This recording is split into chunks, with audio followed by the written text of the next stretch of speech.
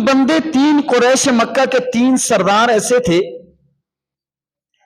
آپ علیہ الصلوۃ والسلام سے قرآن چھپ کر کے سنا کرتے تھے، اور ظاہری طور پر وہ اسلام کی اور اہل ایمان کے بڑے سخت دشمن تھے۔ اور ان تینوں میں ایک ابو جہل بھی تھا۔ ابو جہل بھی قرآن سنتا تھا۔ ایک دفعہ جب ان کا آپس میں راز فاش ہوا تو ایک نے پوچھا، یا ابا جہل صدقنی کیف وجدت محمدن، سچ سچ بتاؤ آپ نے محمد کو کیسے پایا صلی اللہ علیہ وسلم۔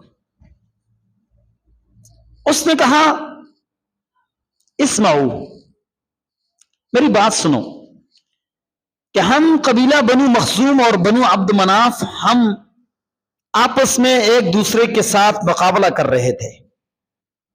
انہوں نے فقراء اور مساکین کو کھانا کھلایا، ہم نے بھی کھلایا۔ انہوں نے اپنی سواریاں عطا کی، ہم نے بھی اپنی سواریاں دی۔ انہوں نے لوگوں کے اوپر اپنا مال خرچ کیا، ہم نے بھی کیا۔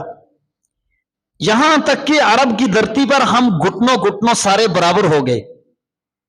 ہماری بھی وہی قدر و منزلت تھی جو بنو ہاشم اور بنو عبد مناف کی تھی۔ اچانک ان میں سے ایک نبی نکل آیا۔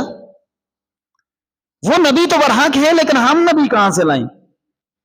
اس لیے کہنے لگا، اس کو نہیں مانیں گے، ہم اس کی ذات کو تو مانتے ہیں، لیکن یہ جو لے کے آئے ہم اس کو نہیں مانتے۔ تو قرآن کریم میں اللہ تعالیٰ نے ارشاد فرمایا، فَإِنَّهُمْ لَا يُكَذِّبُونَكَ وَلَكِنَّ الظَّالِمِينَ بِآيَاتِ اللَّهِ يَجْحَدُونَ۔ یہ لوگ آپ کو تو نہیں جھٹلاتے ہیں، آپ کی شخصیت کا اقرار کرتے ہیں کہ آپ ایک بہت باہمت و باکردار شخصیت ہیں، لیکن اللہ کی آیات کا یہ انکار کرتے ہیں۔